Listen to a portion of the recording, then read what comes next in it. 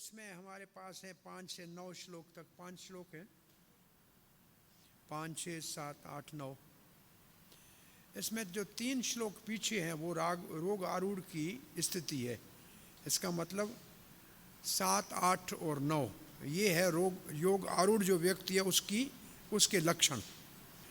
और 2 पहले जो हैं वो योग आरूढ़ के लिए मुख्य कार्य क्या करना है। तो जो योग आरूढ़ की स्थिति में पहुंचना चाहता है उसके लिए मुख्य क्या है, ये श्लोक 5वां पढ़ रहे हैं। उद्रेदात्मनात्माना नात्मानाम अवसाद्ये आत्मैव आत्मनो बंधो आत्मैव रिपुरात्मनः। अब पहला शब्द है उद्रेद। उद्रेद का मतलब उद्धार करो, किसी का उद्धार करना। तो किसका उद्धार करेंगे? अपनी आत्मा का। तो पहला जो शब्द है आत्मना, आत्मना आत्मा नाम। जो पीछे आत्मा नाम है वो है आत्मा के लिए, और पहला आत्मा है वो मन के लिए। आत्मा का उद्धार करो मन को वश में करके। आत्मा का उद्धार कैसे होगा? मन के द्वारा। मन के द्वारा। तो 2 शब्द हैं, देखो पहली लाइन में उद्रेद का अर्थ तो सबको आ गया, उद्धार करो। अब इसके बाद 2 आत्मा शब्द है। एक आत्मा का अर्थ है मन, एक आत्मा का अर्थ है जीवात्मा। तो जीव आत्मा का उद्धार करो मन से, ये पहली लाइन का अर्थ है। न का मतलब नहीं करोगे। आत्मा नाम, अगर आत्मा का उद्धार नहीं करोगे तो क्या होगा? अवसाद्येत, पतन होगा। अगर आत्मा का उद्धार मन से नहीं किया तो आत्मा का पतन हो जाएगा। अवसाद्येत, अवसाद्येत, साद्येत का मतलब किसी चीज को संभालना, अवसाद्येत का मतलब उसको गिरा देना, तो पतन हो जाएगा। तो ये है पहली सिद्धांत। दूसरा है आत्मा है आत्मनो बंधु। मन ही जीव का मित्र है। आत्मा है रिपुर आत्मना, और मन ही आत्मा का शत्रु है। अब श्लोक का अर्थ सबको समझ में आया? पहले 2 लाइनों में आत्मा को मन के द्वारा उद्धार करो, आत्मा का उद्धार करो, नहीं तो आत्मा का पतन होगा। उसका मन आत्मा, मन ही आत्मा का मित्र है और मन ही आत्मा का शत्रु। इसके लिए एक सरल उदाहरण किसी को देना हो ना, बाहर तो चाबी एक होती है, ताले में लगाते हैं ना, सीधा घुमाते हैं तो ताला खुलता है, उल्टा घुमाते बंद करते हैं। अगर मन को भगवान की तरफ लगाएंगे तो मित्र बन जाएगा, आपका दरवाज़ा खुल जाएगा भगवत धाम, और संसार की तरफ करोगे तो बंद जाएगा। मन चाबी है, इधर घुमाओ या इधर घुमाओ, आपकी मर्जी। तो इस श्लोक का अर्थ आपको समझ में आया। अब चक्रवर्ती पाद लिखते हैं, कैसे भी जीव आत्मा हमारी जन्म मृत्यु के चक्कर में गिर तो पड़ी है। मैं शरीर प्राप्त हुआ है तो गिरी पड़े है। वो पहले कह रहे हैं कैसे भी हमारा जीव संसार में गिरा है। बोला क्यों गिरा है? बोला गिरने का कारण है उसकी इंद्रियों के विषय में आसक्ति। इंद्रियों के विषय में आसक्ति जीव का भौतिक बंधन का कारण है, जन्म मृत्यु के चक्कर में आने का कारण है। अब हमको आत्मा को इससे छुड़ा निकालना है तो क्या करना पड़ेगा? इंद्रियों के भोग के से उसको हटाना पड़ेगा। तो अंदर बंधन का कारण है इंद्रियों के विषयों का भोग। आत्मा नाम जो शब्द है पहली लाइन में, देखो आत्मा नाम शब्द है ना, वो है आत्मा का सूचक। तो क्या करो? आत्मा का उद्धार करो। आत्मा नाम जो शब्द है वो है आत्मा के लिए। आत्मा का उद्धार किसके द्वारा? मन के द्वारा। आत्मना, आत्मना, मन के द्वारा। बोला कैसे करें? इंद्रियों के विषय में आसक्ति को खत्म करो, क्योंकि आसक्ति बंधन का कारण है इंद्रियों की। उसको खत्म करो मन के द्वारा।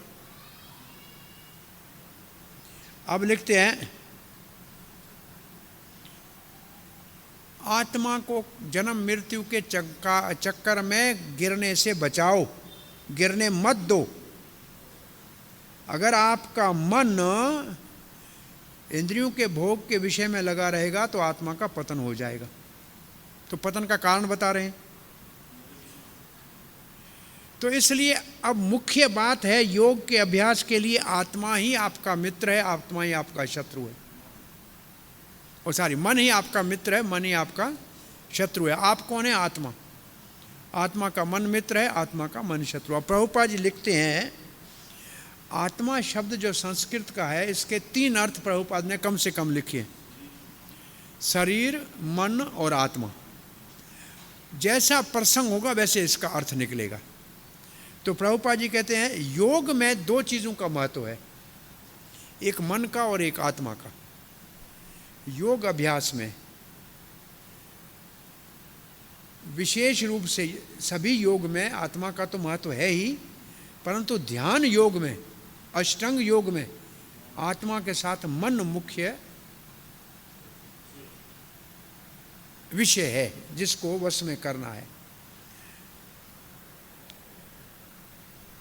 अब प्रभुपाद जी लिखते हैं, योग अभ्यास में मन ही केंद्र है। देखियो प्रभुपाद जी ने लिखा ये शब्द है, और आपको कल या पहले जो क्लास में आपको बताया था एक बात, क्या बताया था?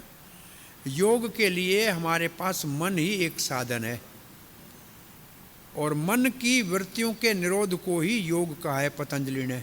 मनोवृत्ति चित्त वृत्ति निरोध योग उच्यते।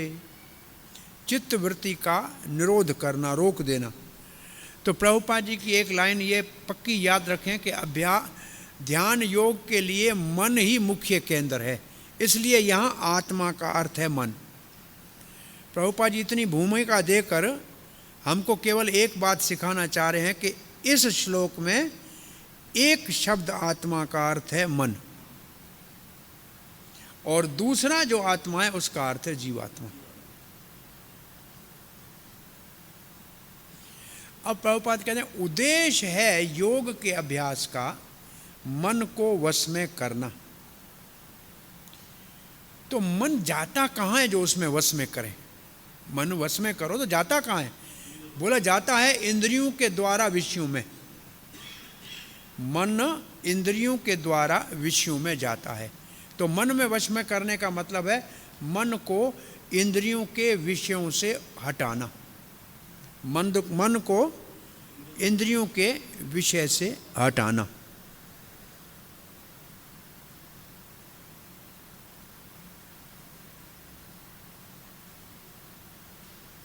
अब प्रभुपाद जी लिखते हैं, यहाँ इस श्लोक में जिस बात के ऊपर ज़्यादा बल दिया गया है वो है कि मन को शिक्षित करो। मन को क्या करो?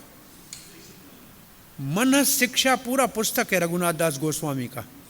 मन को शिक्षा देनी है, मन शिक्षा, मन को शिक्षा देनी है। प्रभुपाद जी कहते हैं मन को शिक्षित करना है। क्यों करना है? आत्मा को इस जन्म मृत्यु के जाल से निकालना है, अंधकार माया से निकालना है। तो करना क्या है? मन को शिक्षित करना है।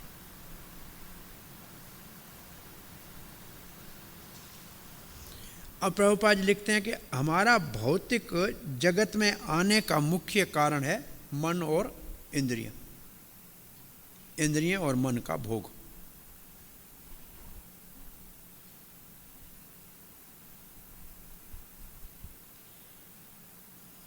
अब प्रभुपाद जी एक लाइन रखिए, लिख रहे हैं, इसको जरा पढ़िए।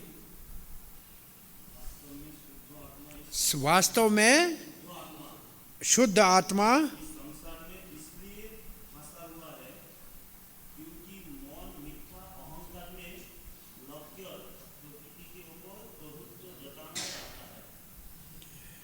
अब मुख्य बात क्या आ गई, मन शत्रु कब बनेगा? जब उसके अंदर क्या आएगा? अहंकार।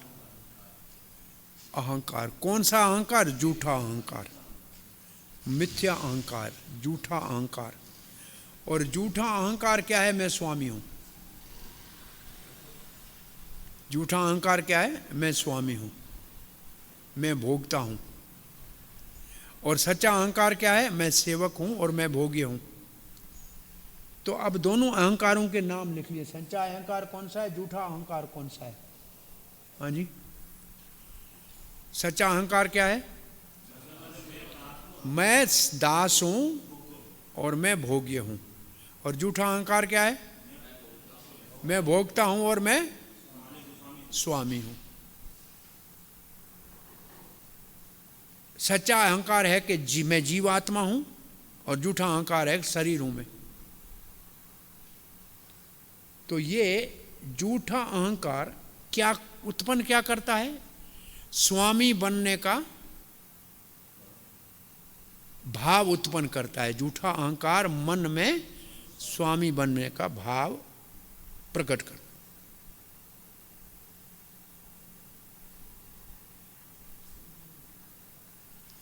इसलिए मन को ऐसे शिक्षा देनी चाहिए कि मन भौतिक चकाचौंध से, भौतिक बाहर चमक दमक से हट जाए। चमक दमक क्या करती है? मुझे मिल जाए, तो इस चमक दमक से मन को हटा दो, तब क्या होगा? तब आत्मा का उद्धार हो जाएगा। भौतिकता की चमक दमक से मन को हटाना आत्मा के उद्धार का साधन है।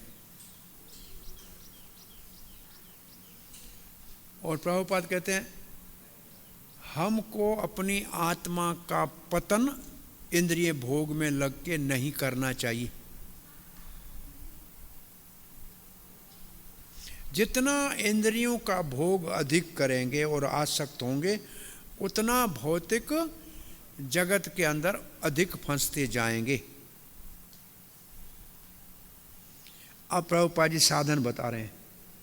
क्या साधन बता रहे हैं? अपने को सबसे श्रेष्ठ साधन है मन को कृष्ण भावना में लगाओ। अच्छा, मन कोई ऐसी चीज तो है नहीं खिलौना कि कोई फल है कि भगवान को अर्पण कर दें, लगा दें। कृष्ण भावना में मन को कैसे लगाएंगे? अब ये प्रश्न है। सेवा का भाव, मन का काम क्या है? जो मन का काम है वो कृष्ण भावना में लगाना है। संकल्प, विकल्प, विचार, चिंतन, ये सब कृष्ण के विषय में करना है। आपको भक्ति रसामृत सिंधु में प्रभुपाद ने लिखा है मेंटल कल्चर, अनुशीलन में लिखा है। अनुशीलन, जहाँ अनुशीलन है ना, अनुशीलन जहाँ है, अनुशीलन का अर्थ है सक्रियता। और ये सक्रियता क्या कहते हैं?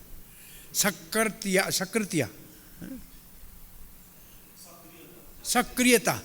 ये सक्रियता मन से, इंद्रियों से और वाणी से होती है। अनुशीलनम 3 से होता है ना, मन से, वाणी से और ये प्रवृत्ति और निवृत्ति दोनों है। ठीक है, मालूम है ना, प्रवृत्ति निवृत्ति दोनों है। ये प्रवृत्ति निवृत्ति क्यों लिखा है? तो कहाँ इसका कहीं वर्णन मिला क्या आपको? पूरे भक्ति रसामृत सिंधु में इसका वर्णन मिला क्या? कौन सा प्रवृत्ति है, कौन सा निवृत्ति क्या है? हाँ, 64 अंगों में पहले 10 प्रवृत्ति, दूसरे 10 निवृत्ति।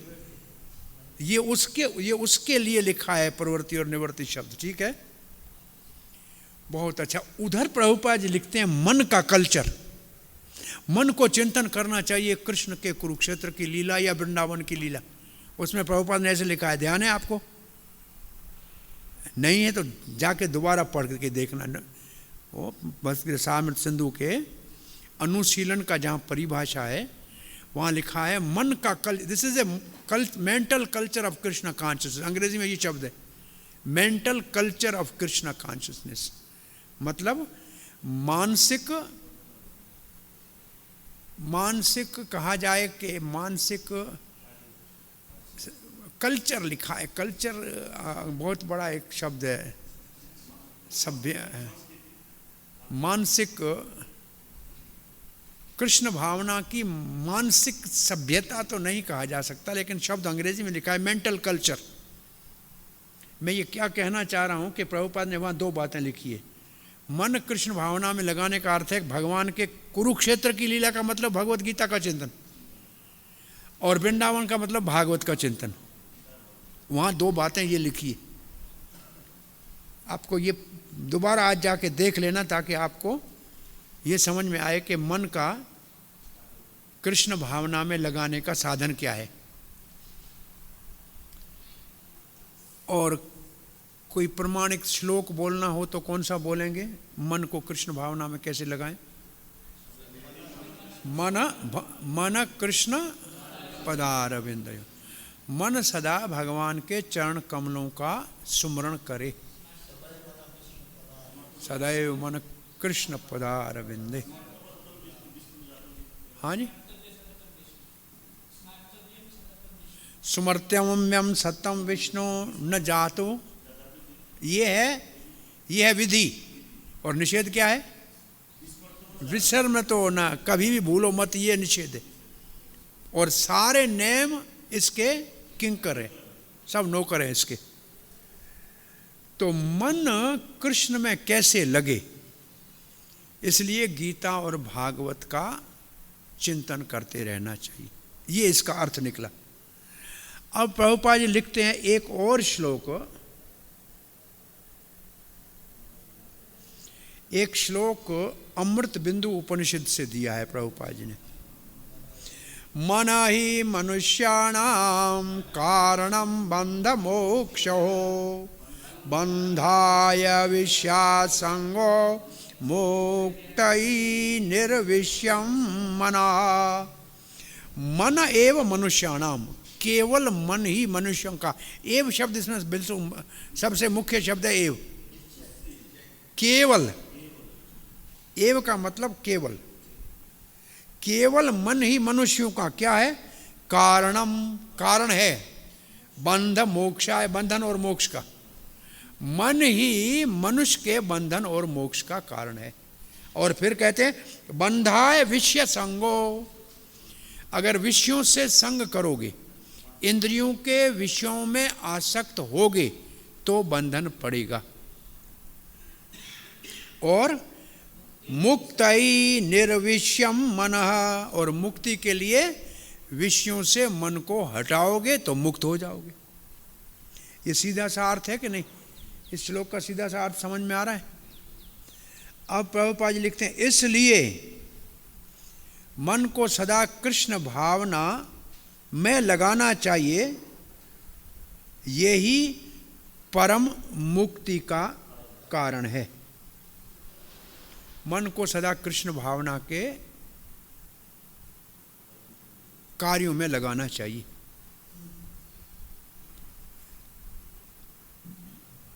हम कैसे मन कृष्ण भावना के कार्यों में लगाते हैं? आप कोई अपने जीवन में कैसे आप अपने मन को कृष्ण भावना के कार्यों में लगाते हैं? जप में भी मन को एकाग्र करना होता है। हाँ, जब को मन को बाहर जाए, कहीं वापस लाना पड़ेगा शब्द को ध्यान से सुनने के लिए।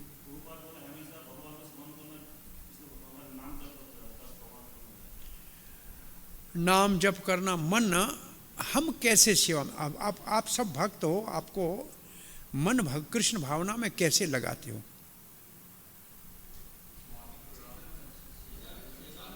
हाँ जी,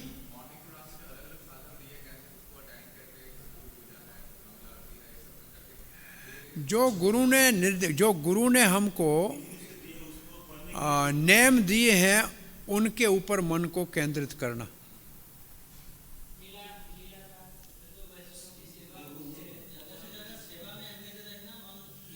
मन सेवा में, अगर सेवा में हम लगे रहेंगे तो मन हमारा कहीं जाएगा नहीं।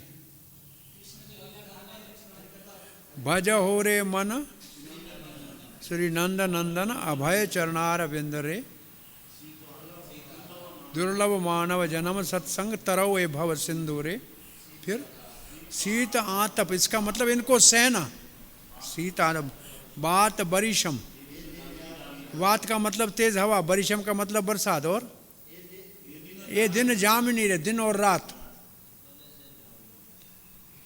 कमल जल डल जीवन टलमल भज हर पद।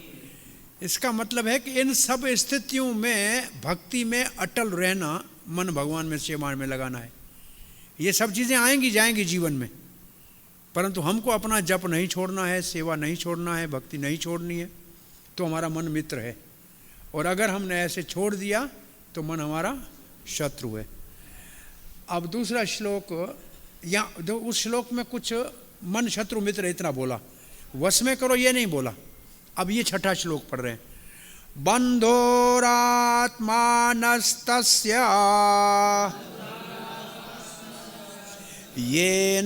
येनात्मैवात्मना जितः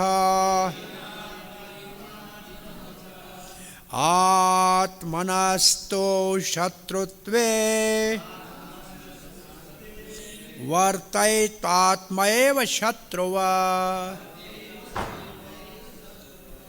बंधुर आत्मानस, आत्मानस का मतलब जीव का, बंधु है। तस्य का मतलब उस जीव का, उस जीव का बंधु है कौन? मन। कौन से जीव का? येन आत्मैव आत्मना जितः, जिसने अपने आत्मा से मन को वश में जीत लिया। बंधुर आत्मा आत्मानस्त, जीव उस जीव मन उस जीवात्मा का बंधु है। बंधु आत्मानस तस्य, उस जीवात्मा का बंधु है कौन? मन। ये न आत्मा आत्मना जिता है, जिसने अपनी मन को वश में किया है। न आत्मनस्तु शत्रुत्वे, परंतु, तू का मतलब परंतु, जिसने मन को वश में नहीं किया है वो उसका शत्रु है। वर्तयेत्मा, उसका वर्तन, वो उसका मन कैसा बर्ताव करेगा? वर्त आत्मनैव, आत्मनैव आत्मा मतलब जीवात्मा का, शत्रुवत, शत्रुवत कार्य करेगा वो मन। तो सीधा सा अर्थ है इसका, नहीं? मन मित्र है आत्मा का जिसने मन को वश में किया है, और मन शत्रु है आत्मा का जिसका मन वश में नहीं है। सीधा अर्थ तो ये है। किसका मन मित्र और शत्रु है? क्योंकि पहले ये बताया नहीं उस श्लोक में, अब बता रहे हैं। ये श्लोक उसका उत्तर दे रहा है। मन मित्र है। कैसे मित्र है? बोला लाभ देगा। मित्र की परिभाषा क्या है? लाभ देना। लाभ देना किसको? जीव को। मित्र का अर्थ है जीव को लाभ देना। बोला किसको जीव को लाभ देगा? बोला जिसने मन को वश में किया है। जिसने मन को वश में किया है उसका मन जीव को लाभ देगा, उसका मित्र है। और उसका मन शत्रु है तो क्या करेगा? उसको हानि पहुंचाएगा। उसने लाभ दिया तो ये क्या करेगा? हानि पहुंचाएगा। तो मित्र क्या करता है और शत्रु हानि पहुंचाता।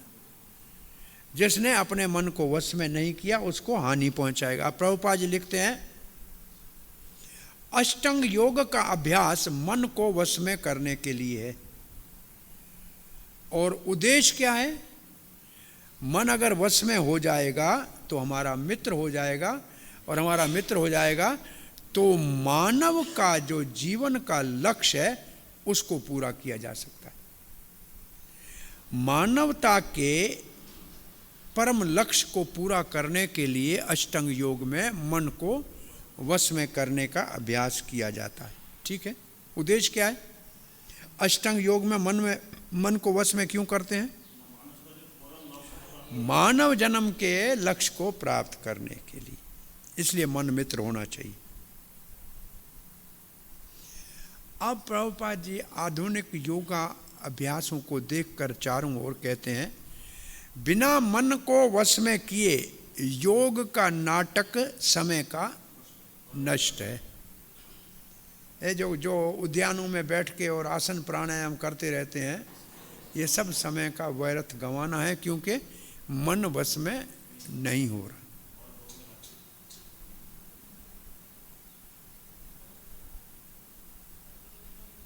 जिसने मन को वश में नहीं किया वो तो एक बड़े शत्रु के साथ रह रहा है, और उसका सारा जीवन और जीवन का लक्ष्य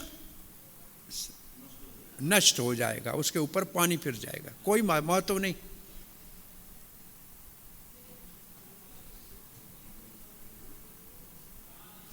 अब प्रभुपाद जी एक और सिद्धांत हमको सिखाना चाह रहे हैं कि मन को किसी की तो सुननी चाहिए ना। आप ऐसे समझिए कि मन लगाम है अगर, तो लगाम अपने आप क्या कर सकता है? सही व्यक्ति के हाथ में होना चाहिए ना, कहाँ ले जाए भाई। स्टीयरिंग गाड़ी का मन है तो चलाने वाले के तो मर्जी से चलना चाहिए ना। तो अब ये सिद्धांत प्रभुपाद जी बिठाना चाह रहे हैं। क्या कहना चाह रहे हैं कि जो स्वरूप जीव का है वो है भगवान का अपने से बड़े के आदेश का पालन करना, परम का आदेश पालन करना।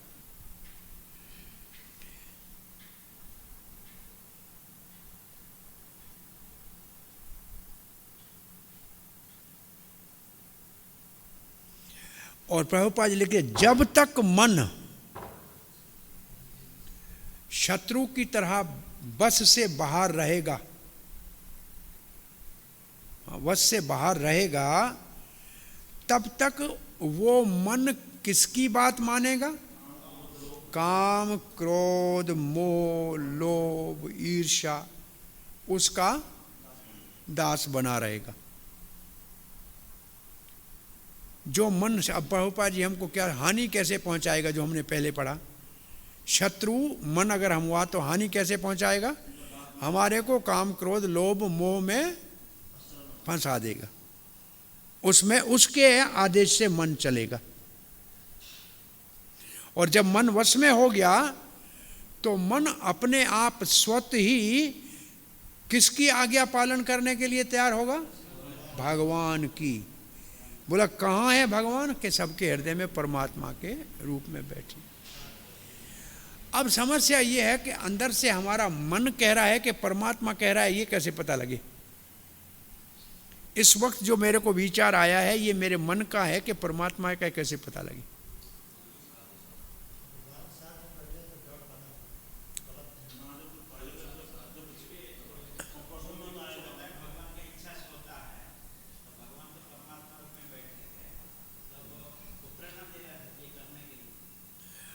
बात तो सब काम परमात्मा के रूप में भगवान कहीं प्रेरणा देते हैं, परंतु ये भगवान दे रहे हैं कि मन दे रहा है, कैसे पता लगे? ये बड़ी समस्या होती है कि ये भगवान ने कराया है कि मन ने कराया, कैसे पता लगे?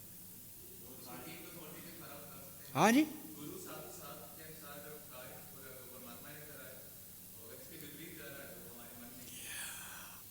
अंदर से भगवान चैत्य गुरु है और बाहर से दो और साधु, और एक तो शास्त्र और एक साधु। तो मन की के ऊपर साधु और शास्त्र के विपरीत कार्य है तो मन की गति है, और शास्त्र और साधु से मिलना है तो फिर भगवान की साथ है। तो इसके लिए हमको ये तीन चीज़ें, साधु, शास्त्र, परमात्मा, तीन रूप से भगवान हमारी सहायता करते हैं। चैतन्य चरितामृत का श्लोक याद आना चाहिए। माया मुग्ध जीवेर नहीं स्वतः कृष्ण ज्ञान, कृष्ण कृपा केला दिया वेद पुराण। और इसी में आगे लिखा है, तीन प्रकार से भगवान मूर्ख बद्ध जीव की सहायता करता है। कैसे? स्वयं रूपे, परमात्मा के रूप में, और व्यासदेव का अवतार लेके शास्त्र देता है, और तीसरा गुरु के रूप में, साधु के रूप में। तो हम परमात्मा के निर्देश से चल रहे हैं, इसका मतलब शास्त्र के निर्देश से चल रहे हैं और गुरु के निर्देश से चल रहे हैं। ये प्रमाण है। अगर शास्त्र और गु हम कोई का विचार सोचें, कोई मन में विचार आया, हम एकदम अपने आप से पूछें क्या ये विचार मेरा गुरु को बताएं उसको अच्छा लगेगा? आपके अंदर से जवाब आए नहीं, तो इसका मतलब ये परमात्मा का नहीं है, ये मन का है। अंदर से कोई विचार आए उस समय अपने आप से पूछ लो कि ये कम से कम मैं जाके मेरे गुरु को कहूँ कि मेरा ये विचार आया है, क्या कहेगा वो? तो आपको पता लगेगा ये ठीक नहीं है, नहीं पता लग जाएगा कि नहीं? और शास्त्र में ये है कि नहीं है, हमने पढ़ा है शास्त्र में, उससे ये मिलता है कि नहीं विचार? नहीं मिलता है तो ठीक नहीं है। वैसे तो हमारे को तो ऐसे ही करना चाहिए। वैसे समाज के अंदर सोचे कि ये मैं काम करूंगा तो लोग क्या कहेंगे, तो उन्हें करना चाहिए कि नहीं करना चाहिए। तो मन से आ रहा है कि परमात्मा से आ रहा है, इसमें बहुत बड़ी कन्फ्यूजन होती है, बहुत बड़ा हमेशा भ्रांति होती। तो हाँ जी,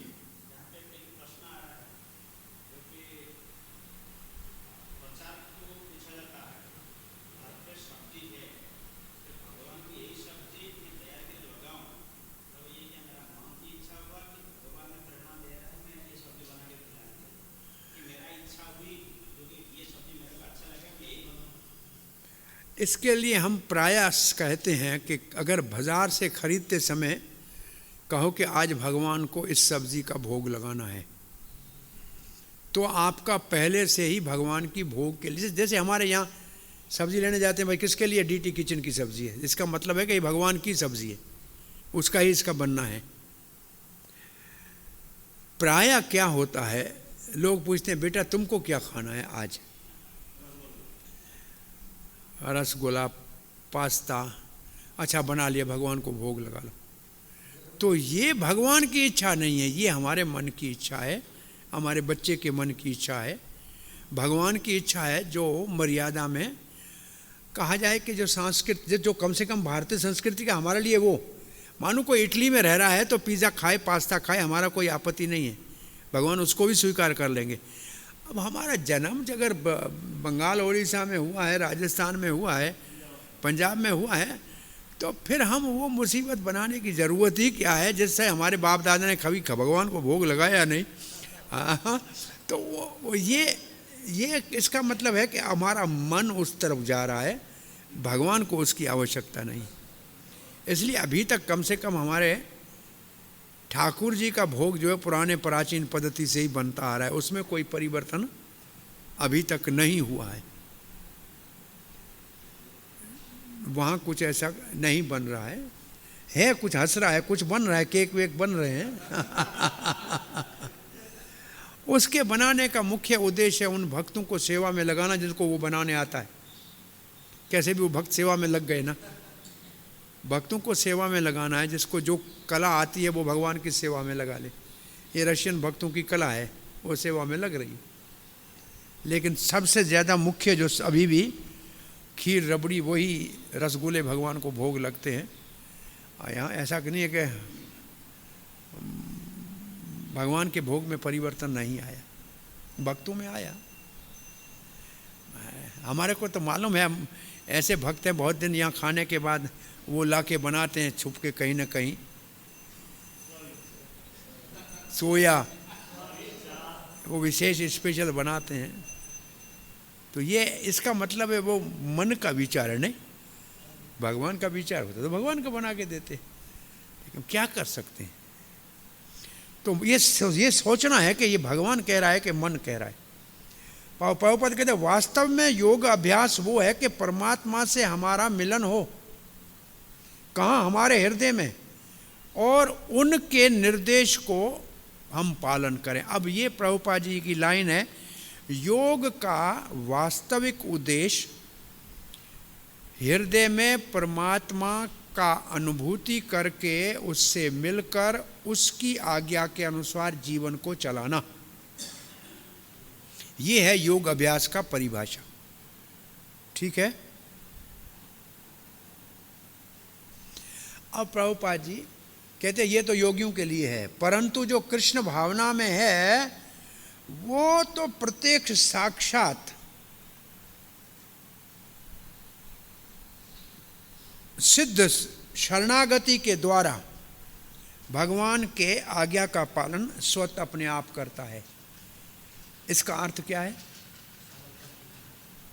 इसका अर्थ है गुरु का आश्रय लेके सेवा में लगता है। इसका अर्थ ये, कृष्ण भावना में कृष्ण का स्वतः कार्य कैसे करता है? गुरु की आज्ञा के पालन के द्वारा।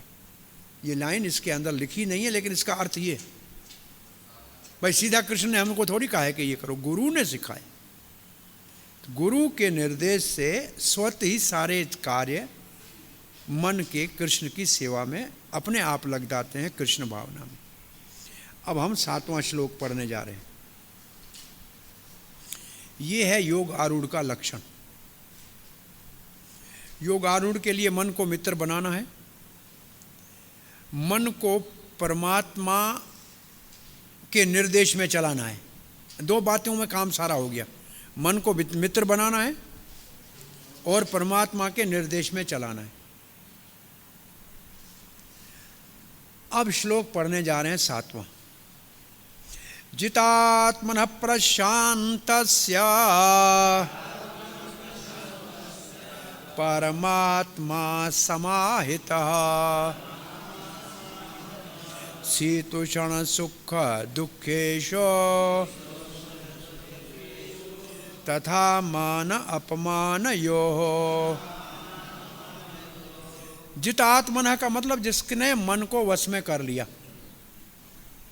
प्रशांतः प्रकृष्टेन रूपेण शांतः, पूर्ण रूप से शांत है। इसका अर्थ है अब इसको कोई बाहर की आसक्ति नहीं है, सारी इंद्रिय भोग की आसक्तियों से मुक्त हो गया। तभी तो अच्छा हमने पहले एक श्लोक पढ़ा था शनिवार को, उसमें शांत शब्द आया था। शांत शब्द के लिए क्या था? ये 2 का था, 65 के 62 आपने निकाला था 2 का, याद है? 2 में कौन सा था? अयुक्तस्य का भावना। उसमें प्रशांत की परिभाषा को देखो, शांत की परिभाषा जो है वो यहाँ लगा के देखो, देखो लगती है कि नहीं?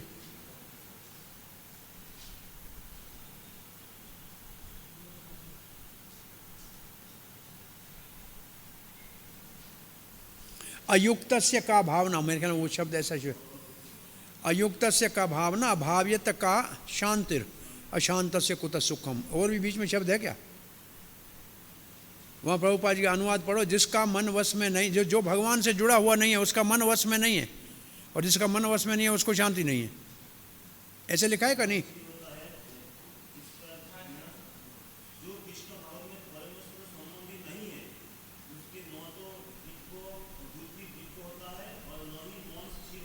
मन स्थिर नहीं होता, मतलब मन बस में नहीं है। तो इसका मतलब इसको शांति क्यों है? क्योंकि इसका मन बस में। और इसका मन बस में क्यों है? क्योंकि कृष्ण से जुड़ा हुआ है। ये समझना चाहिए ना उस श्लोक के आधार पे। तो अब कृष्ण से जुड़ा हुआ है, उसके लिए लाइन क्या लिखी है देखो नीचे, परमात्मा समाहितः। परमात्मा में समाधि लगी हुई है। समाहित सम्यक स्थित है, समाधि उसका अर्थ है समाधि। जिसका मन वश में वो प्रशांत है और उसका परमात्मा में मन स्थिर हो गया। प्रशांत का प्रभुपाद ने क्या अर्थ लिखा है प्रशांत के लिए शब्द अर्थ में? हाँ, शांति प्राप्त किया। और दोनों आचार्यों ने लिखा है सब आसक्तियों से मुक्त। शांति कब होगी? जब आसक्तियों से मुक्त होगा। सब आसक्तियों से मुक्ति शांति का साधन है। आसक्तियों से मुक्त शांत। परमात्मा समाहित, परमात्मा में समाधि लग गई। बोला पता कैसे लगेगा? मन वश में है, पूर्ण रूप से शांत है, परमात्मा में समाधि लगी है। पता कैसे लगेगा? शीत उष्ण, गर्मी हो सर्दी हो, सुख दुख, मान अपमान, उसमें समान रहेगा, उससे विचलित नहीं होगा। तो ये विचलित कौन होता है? जिसको आसक्ति होती है। मेरा तेरा होगा वो विचलित होगा। मैं भगवान का हूं तो विचलित काहे के लिए होगा? तो ये जो छह द्वंद्व लिखे हैं, 3 द्वंद्व लिखे हैं, 6 चीजें लिखी है, शीत उष्ण, सुख दुख, मान अपमान। तो ये बाहर का वातावरण उसको विचलित नहीं करेगा। इसका मतलब ये क्या है, ये तीनों चीजें क्या है? सर्दी गर्मी किसके लिए? चमड़ी के लिए, तो इंद्री का हो गया ना। और सुख दुख मन का है, और मान अपमान भी मन का है, और बुद्धि मन का है। तो ये तीनों से ऊपर उठा हुआ है। इसका मतलब मन और इंद्रियों से ऊपर उठ गया, उसका समाधि लग गया। ये किसका काम है? शीत उष्ण किसका है? सुख दुख किसका है? मान अपमान किसका है? मन का और इंद्रियों का है। इनसे ऊपर उठ गया है, उससे उसको कोई विचल बाहर के वातावरण का पता ही नहीं है। वो अंदर में ही भगवान के भजन में लगा हुआ है। चक्रवर्ती पाद कहते हैं इस श्लोक से लेके आगे वाले 3 श्लोकों में जो समाधि में योग आरूढ़ है उसके लक्षण है, या योग आरूढ़ के लक्षण है। ये जिसने मन को वश में किया है, आसक्ति से रहित है सब प्रकार की, और जिसकी आत्मा परम समाधि में है, वो द्वंद्वों से मुक्त है। परम आत्मा का अर्थ उन्होंने बड़ा दूसरे दृष्टिकोण से लिखा है। आत्मा परम, परमात्मा नहीं लिखा है। संसार से ऊपर है आत्मा उसकी, बोलो आत्मा में ही आनंद ले रहा है। श्रील प्रभुपाद जी लिखते हैं, प्रभुपाद जी जो तात्पर्य श्लोक इससे पहले वाला था ना, उसी को आगे ले आ रहे हैं। उसमें क्या मुख्य बात थी? मन को परमात्मा के आज्ञा में चलना चाहिए, उसी को आगे बढ़ा रहे हैं। देखिए प्रभुपाद का तात्पर्य वहाँ से चल रहा है। वास्तव में सब जीवों को परम पुरुष भगवान के ही निर्देश में चलना चाहिए, जैसे बहिर्देह से परमात्मा कहे। अब प्रभुपाद जी वही बात जो पहले कही है उसको पहले कह रहे हैं कि सब जीवों को वास्तव में परमात्मा के निर्देश में चलना चाहिए। तो मन को कौन नहीं चलने देता? परमात्मा के निर्देश में नहीं चलने देता मन को। वो कौन है? माया। माया नहीं चलने देती, वो भ्रम में डाल देती है और भौतिक कार्यों में लगा देती है। तो जैसे ही इसलिए मन बस में हो गया योग अभ्यास से, तो समझना चाहिए कि वो पहले ही अपने गंतव्य स्थान पे, लक्ष्य पे पहुंच गया। तो योग का लक्ष्य समाधि, क्योंकि योग का अंतिम लक्ष्य क्या है? समाधि, ध्यान धारणा समाधि। इसका मतलब समाधि में पहुंच गया। फिर प्रभुपाद जी उसी एक शब्द को दोबारा कह रहे हैं, हर एक को भगवान के निर्देश में काम करना चाहिए, उसी के आज्ञा में चलना चाहिए। अब प्रभुपाद ने एक शब्द लिखा है, जब मन, ये सुपीरियर नेचर लिखा है। क्या लिखा है आपके हिंदी में? परा प्रकृति।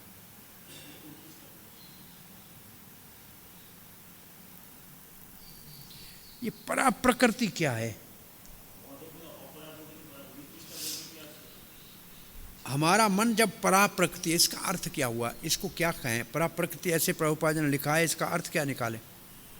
जिसका मन आत्मा में लगा हुआ है। परा प्रकृति तो आत्मा है। यहाँ परा प्रकृति तो आत्मा के लिए, जीव परा प्रकृति को कहा गया ना। तो जिसका मन आत्मा में लगा हुआ है, इसका अर्थ हुआ जिसका मन आत्मा के ऊपर केंद्रित है, उसके लिए और कोई रास्ता नहीं है, केवल भगवान के ही निर्देश में काम करना है। ऐसे क्यों? मन आत्मा में लगा हुआ है, इसका मतलब मन कहाँ नहीं है? मन न बुद्धि में है और मन इंद्रियों में नहीं है, विषयों में नहीं है। तो ऐसा मन जो इंद्रियों में नहीं है, बुद्धि में नहीं है, उसको क्या होगा? शांति। और शांति में परमात्मा के निर्देश को समझ सकेगा।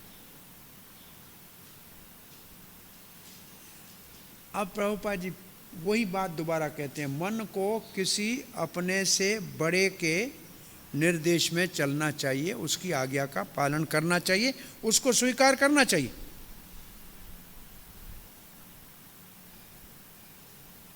और जिसने मन को वश में किया, उसकी पहचान क्या है कि वो केवल परमात्मा के ही निर्देश में कार्य करेगा। अब प्रभुपाद जी ये योग वाला अभ्यास पूरा करके कृष्ण भावना की परिभाषा दे रहे हैं, क्योंकि कृष्ण भावना का व्यक्ति दिव्य स्थिति में पहले से ही होता है, प्राप्त कर लेता है, इसलिए उसको द्वंद्वों का प्रभाव नहीं पड़ता है, सुख दुख का प्रभाव उसको पड़ता ही नहीं है। और ये वास्तविक समाधि है अथवा भगवान में तलीनता है। कैसे नहीं? कृष्ण भावना में अपने आप दिव्य स्थिति में है और उसका बाहर का प्रभाव नहीं पड़ता है, कैसे बताओगे, समझाओगे कैसे?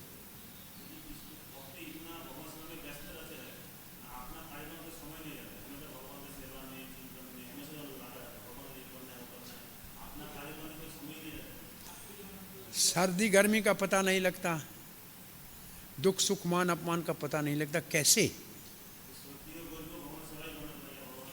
हम अंदर बंद नहीं करते हैं सर्दी गर्मी में, हाँ, और चाहे मान दे या तो कोई अपमान दे, सुख हो या दुख हो, लेकिन भगवान की सेवा तो चलती रहेगी। ये दिव्य स्थिति है, कोई छुट्टी नहीं है, भक्तों को छुट्टी नहीं, माला जपना कभी बंद नहीं करते, कोई दिन भी छुट्टी नहीं है, नहीं, तो अपने आप ये काम चलता रहता है। अब हम 8वां श्लोक पढ़ रहे हैं। ज्ञान विज्ञान तृप्तात्मा कूटस्थो विजितेन्द्रियः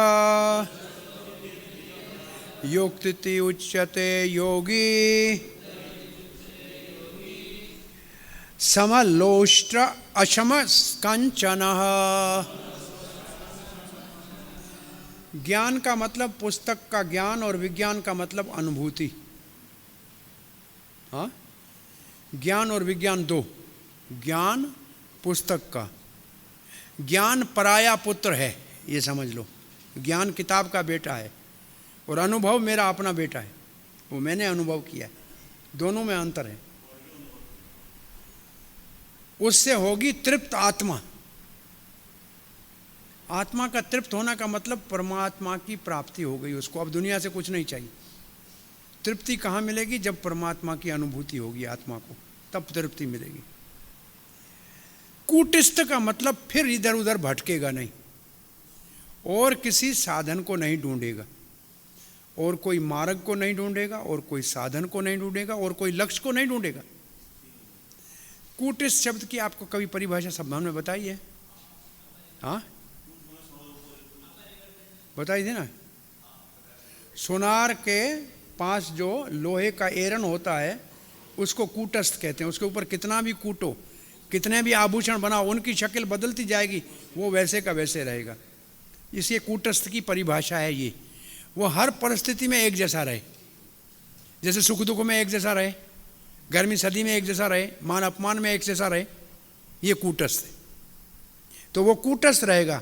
और विजित इंद्रिय का अर्थ क्या है?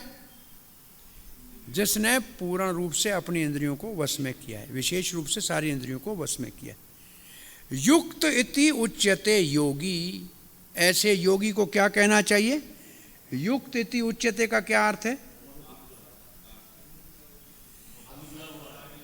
हाँ, युक्त का मतलब वैसे योगी के लिए परमात्मा का अनुभूति हो गया, भक्त के लिए सेवा में लगा हुआ। युक्त की परिभाषा है सेवा में लगा हुआ, जुड़ा हुआ। अब 3 बातें और लिखिए उसके लिए। समान है। पहले क्या था? बाहर की चीजें समान थी। पहले क्या समान था? द्वंद्व। अब समान क्या है? लोष्ट, अशम और कंचन। लोहा नहीं, सोना, कंचन है सोना, अशम है पत्थर और लोष्ट है मिट्टी। मिट्टी, पत्थर, सोना समान है। मिट्टी सोना समान है। इसका अर्थ ये नहीं है कि मूर्ख है भक्त। सोना भगवान के मुकुट में लगेगा वो जानता है, पत्थर से मंदिर बनेगा और मिट्टी का गारा बनाएंगे, ऐसे नहीं समझता है। ये इतना मूर्ख नहीं है कि सब समान है। कहाँ कौन लगाना है वो जानता है। मेरे लिए नहीं है, मुख्य बात है मेरे लिए नहीं है। सोना मेरा है और पत्थर दूसरे को मारना है, ऐसा नहीं है। लेकिन प्रभुपाद जी ने इसकी परिभाषा बिल्कुल अलग दी है। प्रभुपाद ने कूटस्थ के साथ इसकी परिभाषा मिला के दी है कि जो भगवान की भक्ति में तलीन है उसके लिए तार्किक ज्ञानियों के जो बातें हैं वो मिट्टी और पत्थर के समान, सोना के भले कितनी अच्छी सोने जैसी है, पत्थर के समान है। प्रभुपाद ने इसका भाव ऐसा लिखा है, हम पढ़ेंगे। अब इस श्लोक का अर्थ आया।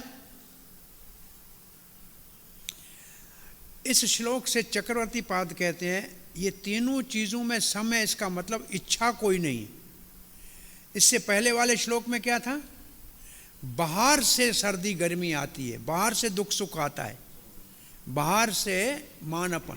ये अंदर से इच्छा नहीं है कि मुझे सोना चाहिए, तो ये है इच्छा रहित, क्योंकि वो इच्छा रहित हो गया है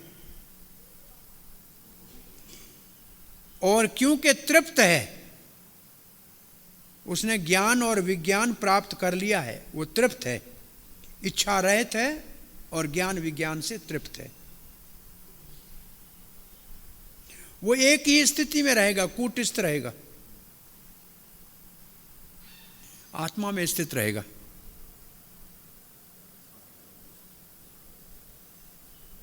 इसको कोई आसक्ति नहीं है, कोई इच्छा लिए, इसलिए उसके लिए पत्थर मिट्टी और सोना समान है। श्रील प्रभुपाद जी क्या लिखते हैं? पुस्तकों का ज्ञान बिना अनुभव के बेकार है। क्या लिखा?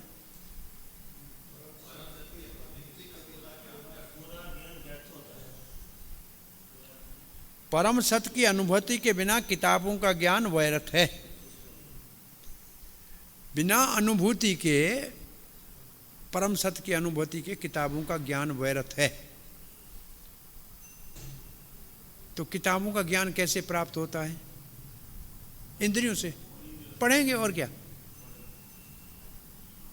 और भगवान इंद्रियों से परे हैं, इसलिए अनुभूति चाहिए। तो इसलिए प्रभुपाद ने श्लोक कौन से आधार पे दिया है?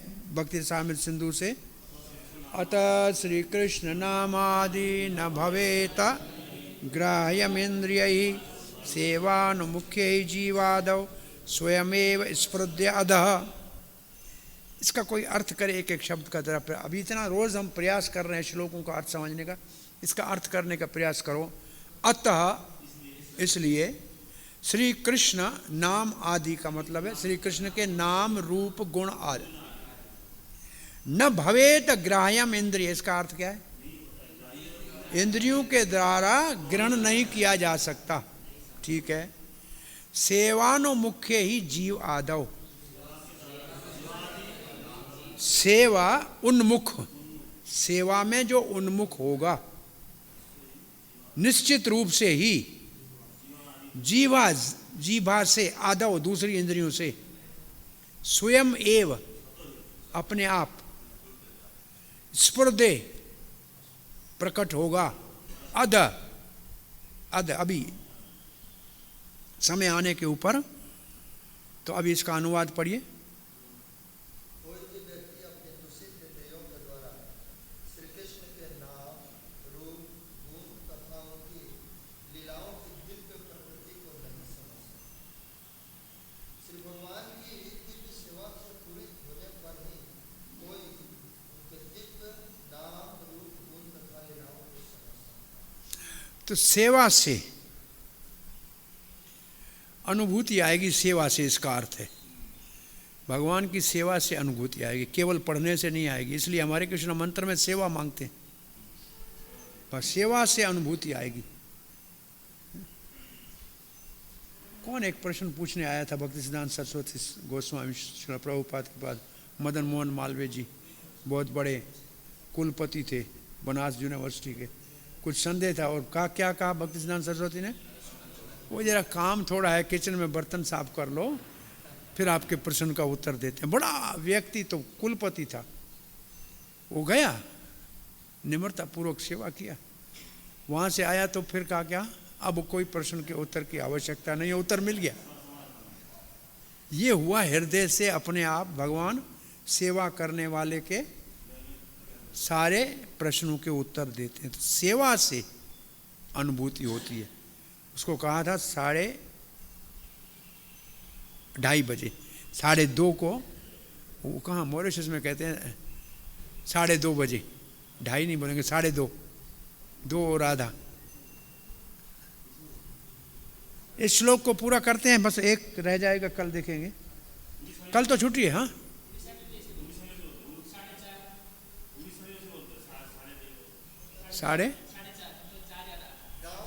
4:30 तो ठीक है, 2:30 कोई नहीं कहता, 2:30 कहता है, 2:30।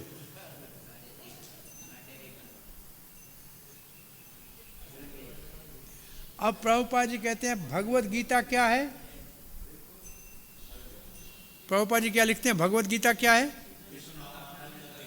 कृष्ण भावना का विज्ञान है। तो हम क्या पढ़ रहे हैं, ज्ञान पढ़ रहे हैं कि विज्ञान पढ़ रहे हैं? ये विज्ञान है, ज्ञान नहीं है, विज्ञान है। और कोई भी केवल संस्कृत के शब्दों के अर्थों को निकालने का प्रयास करे तो कृष्ण भावना भावित नहीं हो सकता। तो विज्ञान कैसे समझ में आएगा भगवत गीता का? भगवत गीता के विज्ञान को समझने के लिए क्या आवश्यक है? सौभाग्य में क्या चाहिए? किसका सौभाग्य होगा जो कृष्ण भावना को, जो भगवत गीता के विज्ञान को कौन भाग्यशाली समझ सकेगा? जिसको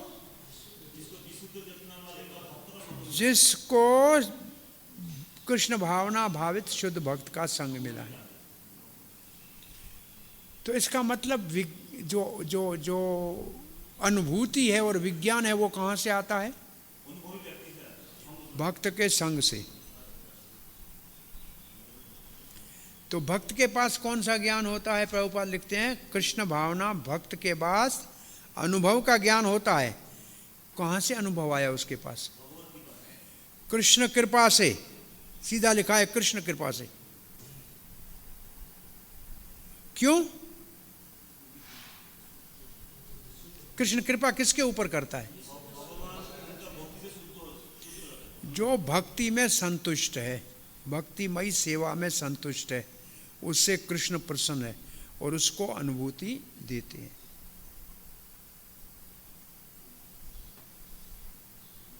और अनुभव का ज्ञान ही हमको सिद्धि को, बिकम परफेक्ट, सिद्धि प्राप्त होगी। और ऐसा जिसको अनुभव का ज्ञान मिला वही कूटस्थ रहेगा। वो क्या रहेगा? कूटस्थ रहेगा। किस बात में कूटस्थ रहेगा? कोई भी बड़ा विद्वान कुछ भी कहे वो अपने मत से हिलने वाला नहीं है, भ्रमित नहीं होगा। कोई कुछ भी कहे, ये कूटस्थ की परिभाषा है। कूटस्थ कौन होगा? जिसको अनुभव का ज्ञान है। अनुभव का ज्ञान कैसे मिलता है? कृष्ण कृपा से। इसमें लिखा है सीधा कृष्ण कृपा, भगवत नहीं लिखा है। भगवत लिखा है क्या उधर? अरे भाई सीधा कृष्ण नाम लिखा है अंग्रेजी में। ये लिखने वाले का थोड़ा मन ठीक नहीं था। कृष्ण कृपा से अच्छा भी लगता है कृष्ण कृपा कहना। भगवत कृपा कहने, भगवत भलाई हो सकती है, कृपा नहीं। वाह, कृष्ण कृपा से। कृष्ण कृपा कब करेंगे? जो अपनी भक्तिमयी सेवा से संतुष्ट है, तृप्त है। तो तृप्त कौन है? जिसके ऊपर कृष्ण ने कृपा की। दोनों बातें चलेंगी। और ऐसा व्यक्ति कूटस्थ हो जाएगा। ऐसा दिव्य ज्ञान जिसको अनुभूति का हो गया वो कूटस्थ हो गया। अब वो किसी के भ्रम में, किसी के बड़े विद्वान के भाषण से भ्रम में नहीं आएगा, पथ बदलेगा नहीं, मार्ग बदलेगा नहीं, ध्यान व्यान में नहीं जाके बैठेगा, योग वोग नहीं करेगा, और कोई साधन नहीं अब बोला न, और कोई लक्ष्य भी नहीं बदलेगा।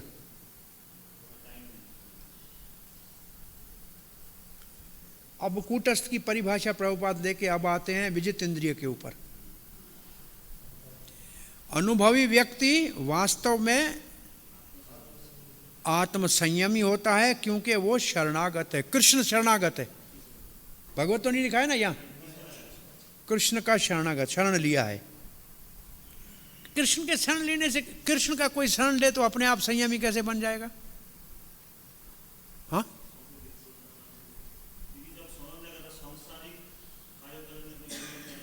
भाई जिसका शरण लेगा वो, जिसका शरण लेगा वो जैसे कहोगे वैसे करोगे ना। शरण की माना तो ये, यही तो, अपना तो कोई स्वतंत्र फिर है नहीं, तो अपने आप वो संयम हो जाएगा ना।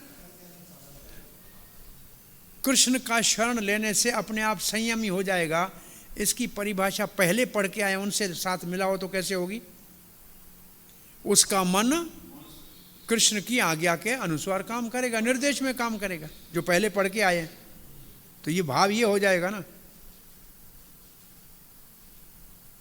अब उसको वो दिव्य स्थिति में अपने आप है, उसको कोई भी भौतिक विद्वत्ता की कोई आवश्यकता नहीं है, कोई दर्शन की आवश्यकता नहीं है। अब प्रभुपाद जी लोष्ट्रम कांचन का अर्थ लिख रहे हैं, ये पढ़ो जरा क्या लिखा है। उसके लिए संसारिक विद्वता तथा मनोधर्म जो अन्यों के लिए स्वर्ण के समान उत्तम होते हैं, कंकड़ों या पत्थरों से अधिक नहीं होते। अब ये प्रभुपाद ने इसकी परिभाषा लिखी है।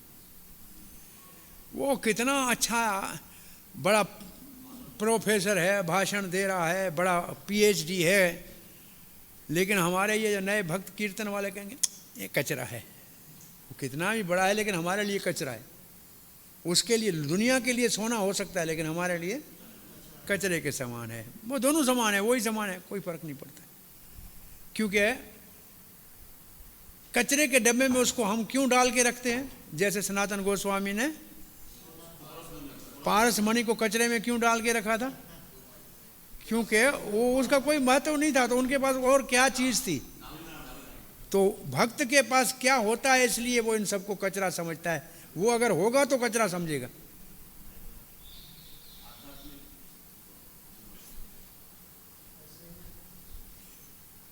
प्रभुपाद जी फ्रांस में थे, वहाँ का जो महापौर था, मेयर, वो आया, सब उठ के खड़े हुए, क्योंकि प्रथम नागरिक है ना। प्रभुपाद नहीं उठ के खड़े हुए। ये प्रभुपाद का एक, इस दृष्टि से उनके लिए कोई भी कितना महान है तो भगवान से महान तो नहीं है। उठ के खड़े नहीं हुए, उसने प्रभुपाद को माला पिया, सम्मान किया और बड़ी अच्छी प्रशंसा की। और इंद्रदेव माला उसी पेरिस में हमको पुस्तक बांटते हुए जेल में डालते थे, और दूसरी तरफ प्रभुपाद जी का सम्मान के लिए महापौर आता था। तो ये तो बहुत से आश्चर्य लगता है कि प्रभुपाद जी उधर उठ के खड़े हो गया, उसका सम्मान बस सबने किया, प्रभुपाद जी बैठे। तो दुनिया के लिए कितना भी बड़ा कोई व्यक्ति हो, लेकिन महात्मा के लिए उसके कोई महत्व नहीं, क्योंकि भगवान जिसका है, जिसको जैसे सनातन गोस्वामी को पारस मणि का क्यों महत्व नहीं था? क्योंकि उससे ज़्यादा महत्वपूर्ण उसके पास कोई चीज़ थी। ये अनुभूति से पता लगेगा। अनुभूति जब तक नहीं है तब तक ऐसे नहीं हो सकता। हम कथा को एक श्लोक पढ़ लेते हैं। इसका कल रामनवमी है, छुट्टी है, परसों एकादशी है, आपको तो लंबी छुट्टियां हैं। अभी 23 को है, तो 22 को क्लास होगा।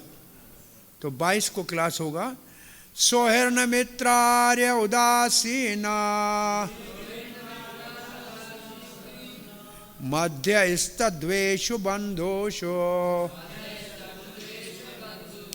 साधुषु अपि च पापेषु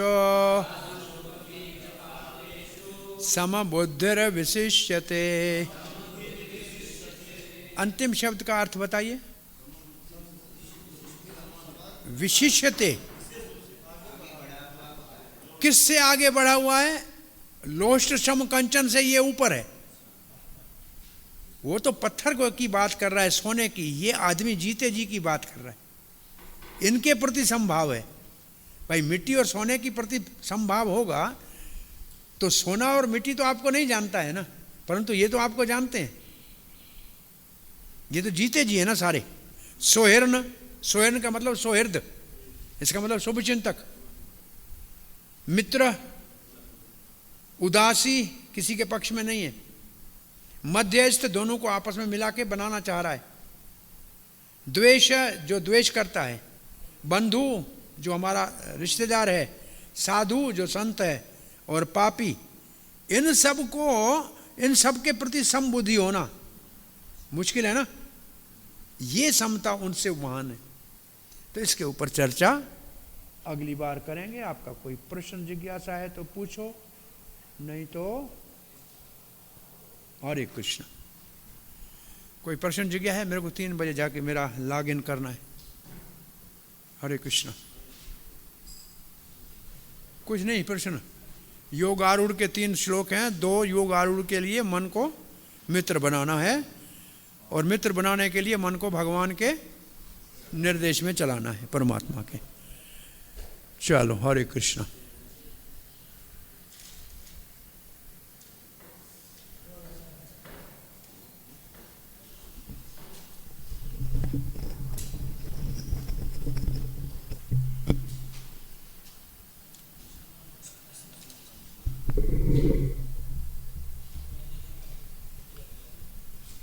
छाछ, गला है। एक बार लिया था, खांसी हो गई तो डर लग रहा है। छाछ में पता नहीं, उस दिन मेरे को डर लग गया, मैंने दही खाना छोड़ दिया। कहते हैं इस सीजन में कहते जो सर्दी जाके गर्मी आने वाले दिन बीच में होते हैं ना, इन दिनों में दूध दही ये जैसा। सर्दी आंधी गर्मी जल्दी लगती है। किसको पिलाओगे? सर्दी आंधी गर्मी जल्दी जो पहले सामने आए।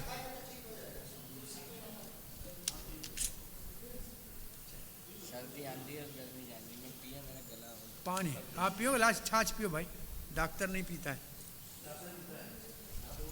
मैं बहुत छाछ पीने वाला भाई, छाछ ही पी के जीने वाला था, लेकिन अब क्या करें, कोरोना ने सुला दिया।